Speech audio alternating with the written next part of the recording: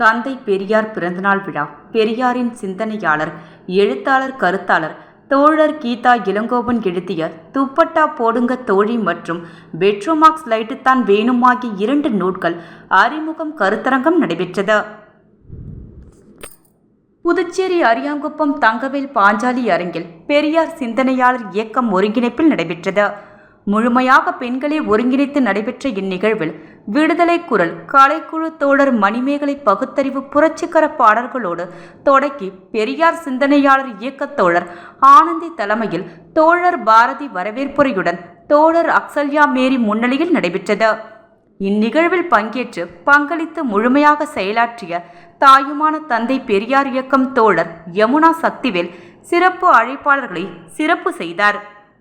திருநங்கை தோழர்களை அமைப்பாக்கி செயலாற்றி வரும் சமூக மேம்பாட்டு இயக்கம் தோழர் சீத்தல், புதுச்சேரி யூனியன் பிரதேசம் மாணவர் கூட்டமைப்பு தோழர் ஈவோன் தொடக்க உரை ஆற்றினார்.